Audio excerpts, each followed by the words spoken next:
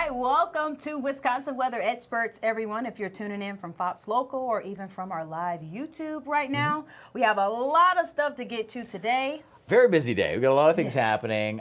Even just right before we got ready to do this show, a downpour down at Summerfest. Of course, Summerfest just opened again for the this weekend for the start of time. And you can see that our live truck was down there and things were getting set up just as the sky unloaded on us. Look, you can hear it. It's just pouring. So our live crew is always down at the U.S. Cellular Connection stage, which is a great stage, tons of great acts and all things coming up. It's also a great spot for us because we have a place to kind of duck in underneath, which is where we find our own Stephanie Barrichello this morning, this afternoon now. And wow, it really came down for a bit there. Is it still pouring where you are? Looks like it. It's not as heavy, hey, Rob and Holly, but yes, right as we were setting up and getting ready to go, it downpoured. And we saw the really dark clouds roll in, especially south of us. I know the city and points towards the south, the airport probably saw even heavier rain than we did. But yes, everybody ran for cover. We heard the announcement on that they announced when there is a chance for thunderstorms or inclement weather making its way on through. So we heard a couple of those announcements knowing that the storm was getting close. And yes, the rain was heavy. Only heard a couple rumbles of thunder though. So that was the plus there. But yes, here at Summerfest on the start to the second weekend, headliner tonight, Lainey Wilson on the U.S. Cellular stage here, partnering with FOX6. We have a lot of country acts also going forward this evening. Our first one takes the stage at 12:45. Already heard them practicing. They sound great. The band name is The Incident. A lot of cool names that I had not heard of previously, but if you are a fan of country music, this is the stage to come to, of course, before you go see Lainey Wilson later on tonight. Love being out here. It's a very different day weather-wise than what it was last Thursday when we were dealing with the heat and the humidity. I actually have my fleece on right now, which sounds kind of silly, but especially with some of that rain cooled air that we have right now. That being said, might need to go with the short sleeves a little bit later on, but it will of course be a day to be weather aware if you are coming down to Summerfest.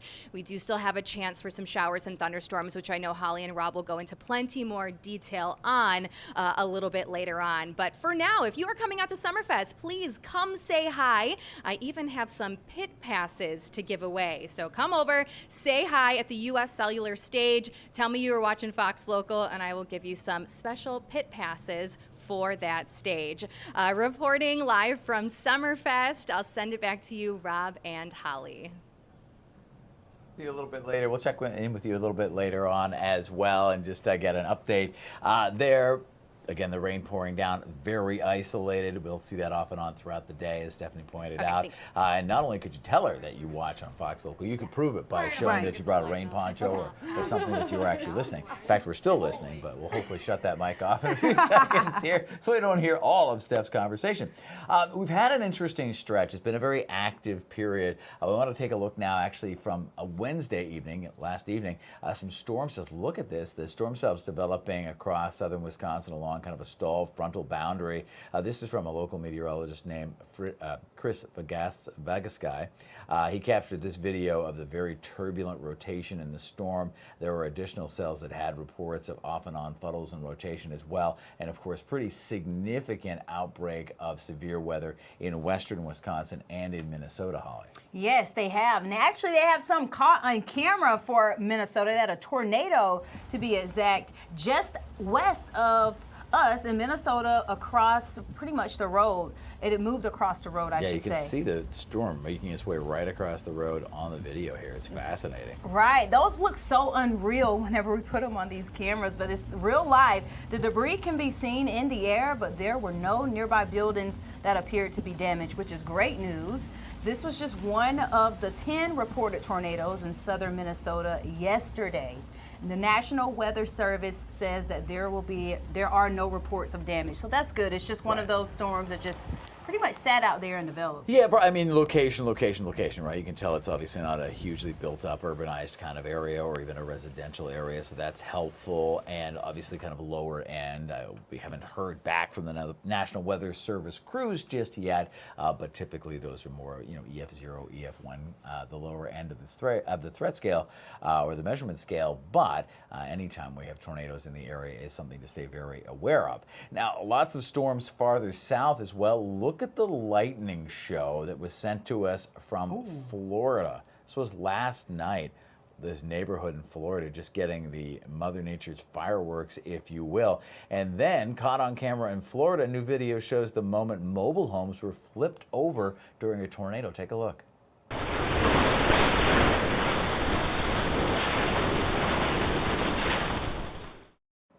Yeah, it just ripped right up there, those modular homes. So a neighbor's Ring camera caught the whole thing. You can see the debris flying through the air, roof ripping off a neighbor's home, and then the other home just getting flipped right over, torn right up off the ground there. Neighbor says that a woman was inside the home at the time with her cat, and amazingly, she survived the whole thing without any injuries whatsoever. So she must have been heeding the warnings and in her safe spot. But that video, look at this just one more time, let it play through. You see the debris, what we call a debris ball, flying around in the air. Then you see it rip the roof right off of one home. Right here as we roll through the video. There we go. There it goes. And then as it continues through, all of a sudden it just flips this over like it's a child's toy, or like you said, almost like a movie scene, but this is real life. Caught on, there's the roof. And then there's the house. And then, again, there was a woman and her cat in there that were unharmed. Fascinating video, to be sure. Wow. And we are seeing more and more of this. I was just recently asked, are we getting more tornadoes? Why am I seeing them so much? We are seeing an increase in the activity, but more so, we're seeing an increase in Ring doorbells. I mean, we have way more ways to see this now than we ever have in human history. So a combination of two things is why it seems to be everywhere. But this is great for research, too. Yeah. Take a look at that, and you can kind of analyze how that pattern worked and the intensity of that storm. Now, another thing we do for research, of course, is create all different ways of detecting the weather. And lightning detectors are an amazing tool. And of course, Tom, our tech head, has to have his very own. Tom Walks, you have your own lightning detector. And it's not just my dog, Marty, who can tell you it's going to be lightning, but that's just her dog sense. Oh, yeah. A lot of dogs. A lot of dogs are kind of the natural lightning detector, right? Well, guys, great to be with you here today. And yeah, so I have my own lightning detector in my backyard. In fact, let's take a look. It's up on my daughter's playground here, the weather station. And it's to the left of the rain gauge. It's actually in a little radiation shelter there as well to protect the sensor from the sun. But what that does is that's able to detect those electrical charges, and then it sends me an alert when we have lightning anywhere within a certain radius. So pretty interesting there. They're very much affordable and available for home use now, which is great. And I'll tell you, it's Lightning Safety Awareness Week for one, which is why we're talking about lightning. But it's really important to stay safe from lightning. Golf courses, for example. And I can't tell you the number of times that we hear, people are playing through a thunderstorm, right? That's not what you want to do. You want to seek shelter as soon as you hear the thunder, because the general rule is if thunder roars, go indoors. If you can hear the thunder, you're close enough to be struck by the lightning. And so lightning can strike up to 10 miles or over 10 miles away from the parent thunderstorm. And I want to just tell you a quick story here. Back when my wife and I lived in Kansas City a number of years ago, we lived in a building that had one of those pools up on the roof. And we were up on the rooftop, and there was a thunderstorm way off in the distance. And we had walked out onto this rooftop, and my wife started laughing at me. And she goes, your hair is sticking up. She starts patting my head, and I'm like, what's going on here? She goes, your hair keeps sticking up. It won't settle down, like it's the static electricity, right? And I looked at her, and I said, run. And we ran back inside, because what was happening is you have positive charges. When you get a thunderstorm coming in, positive charges come up from trees and whatever you have on the ground, power poles, humans, and the negative charges come down from the cloud. And when those charges link, that's when you get the lightning bolt. So in other words, that day on that rooftop, I was becoming electrically charged, and that positive charge was coming off of my head, which is why my hair was standing up. And if we had linked up with a negative charge, I would have been struck by lightning. So if you get to that point, you're almost to the point of being too late. So thankfully, we did not get struck by lightning there. But that's just another indicator, guys, of you need to be safe during a thunderstorm. And it may not be right over you. It might be 5-10 miles away. If you can hear the thunder, if thunder roars, go indoors. Guys, back over to you. Yeah, great story, and I think a great way to illustrate that you never take anything for granted if you can hear that thunder go inside. In fact, you can be clear blue sky over your immediate head, but with that storm, as Tom was pointing out, in the vicinity, 10 miles away, it finally makes that connection of positive and negative. And if you're somewhere along that line, or even standing in wet grass anywhere near that connection, you could be negatively impacted, if you pardon the electrical pun there.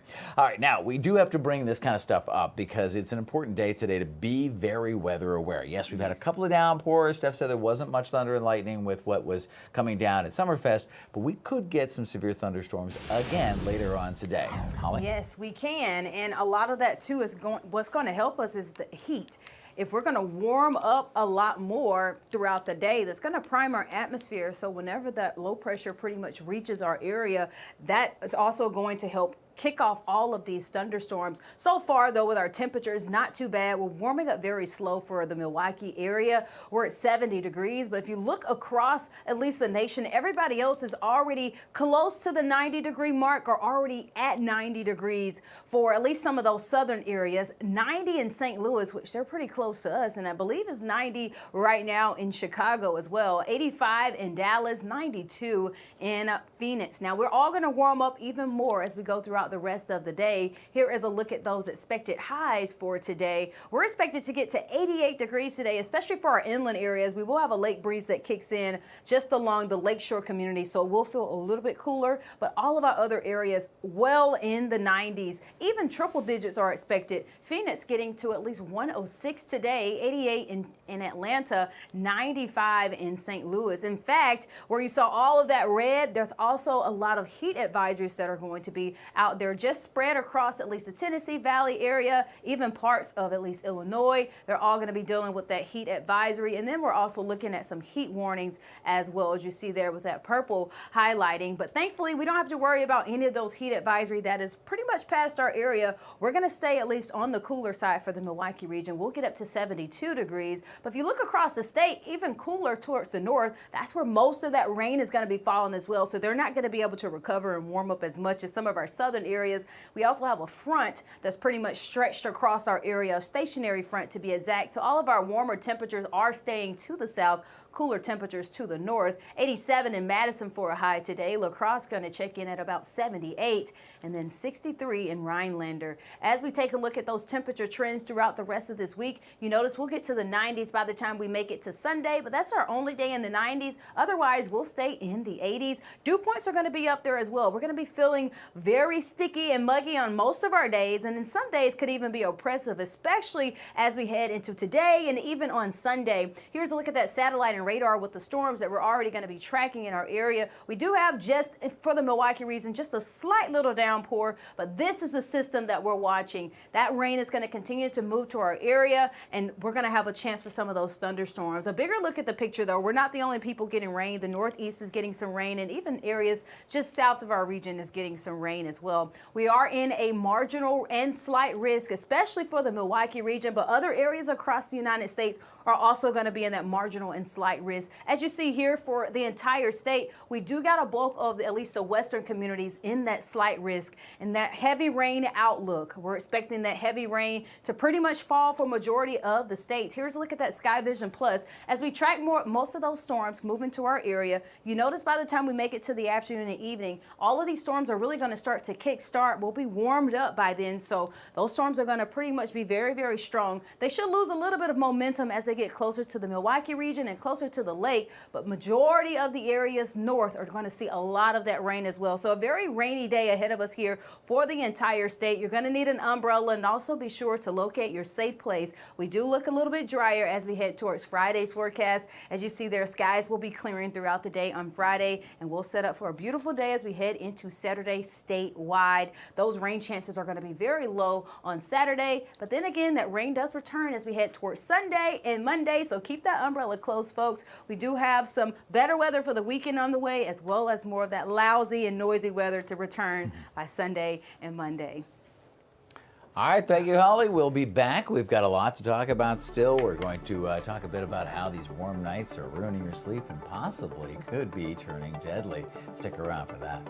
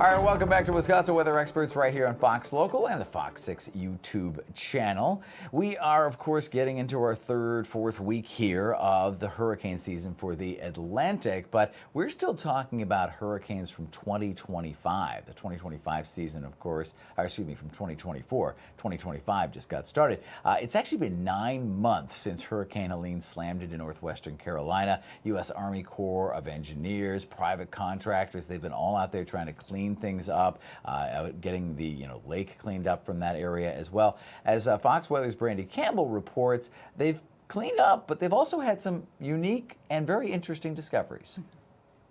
On a normal day, I would be standing in Lake Lure, but instead, I'm standing on top of dirt next to tires and an axle from a car that has been surfaced due to their lake restoration. It's been nearly 9 months since Hurricane Helene, and now the town of Lake Lure, they are working to clean the depths of their lake. The town lowered the lake by 30 feet, its lowest since it was built in the 1920s. Now, along with the U.S. Army Corps of Engineers and contractors, they are continuing work of removing debris, silt, and sediment that settled here because of Hurricane Helene. This is what the lake looked like right after the storm. Tributaries from 5 counties feed into Lake Lure, and during Helene, it turned into a mad rush of debris flow. This surface level debris was cleaned in the first 6 months after Helene. Now, our Fox Weather digital team spoke with Jake Mole. He is the owner of the Lake Lure Dock Company for this article discussing what's now been found during this process. He said, quote, We've worked on this lake for decades, and we're seeing things no one's laid eyes on in generations. He sent us these photos, some showing a boat with the name Pooh Bear written on its side. He says belonged to a local family. In another photo, you can see what appears to be a Model T-style truck. However, there's also somber reality here. Pieces of people's homes and personal belongings washed away during Helene could be there as well. None of the houses in Lake Lure were demolished by the storm, so it wouldn't have been anything from Lake Lure. But as I said, all of Chimney Rock came down. There certainly were pieces of lumber, pieces of stores. There were refrigerators, there were petroleum tanks. All those kind of things have been found in there. The owner of a honey winery called Fay Nectar says things from their property were found. They're among businesses that's reopened their doors. The recovery is amazing. I mean, what the Army Corps and the town and all the contractors are doing here is it's incredible. The scale of this project is immense, and the progress they're making is really impressive. We have beautiful hotels, restaurants.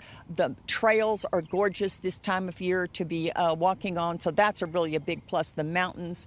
In Rumbling Ball, we have 2 18-hole golf courses that are open for business. Our restaurants are open, so there's lots to look at. And the mayor, she encourages people to still visit their town despite the lake not being opened. The timeline for that to happen for the first time since before Helene, it's still to be determined, but they are hoping that happens before the 2026 busy season.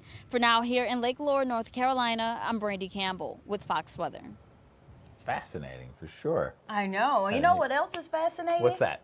You have been doing this show, like a show called Isobar. So, Yeah. what is that? Well, it's kind of a new show that we are just starting to get off the ground. It's a video podcast you can find on Fox Local and on the FOX6 YouTube channel. It's called The Isobar. It's basically what you might imagine bar talk to be if it was 4 meteorologists going out to talk shop for the evening. And this week, we got to talk about just about everything. One of the things we talked about was getting kids excited about science and weather.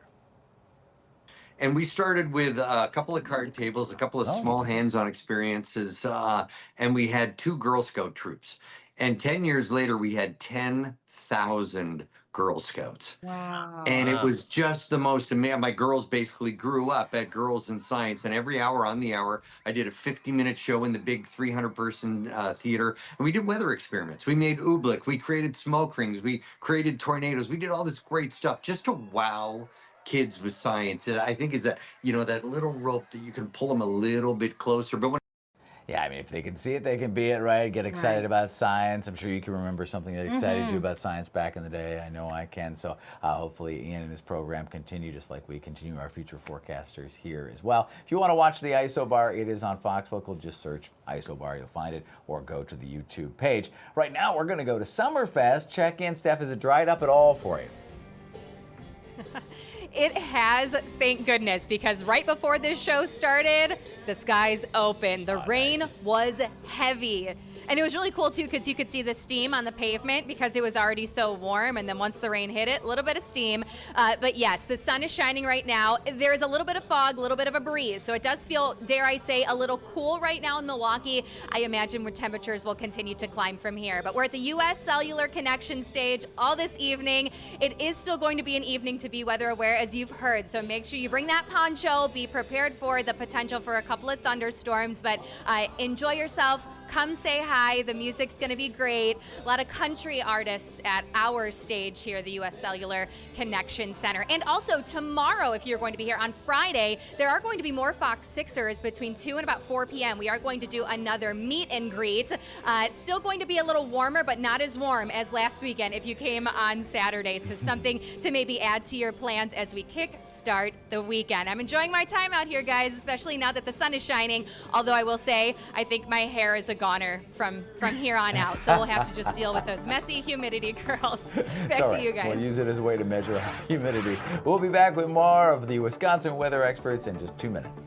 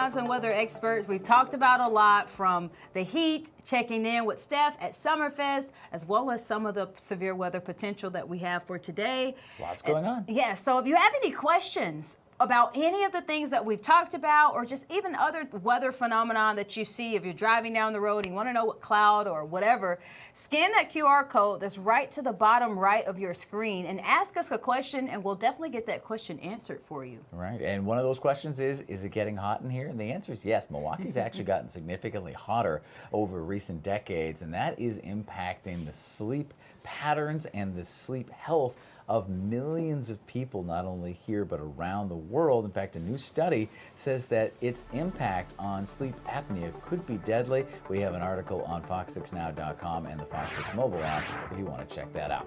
We're back tomorrow with more Wisconsin weather experts. Thanks for watching.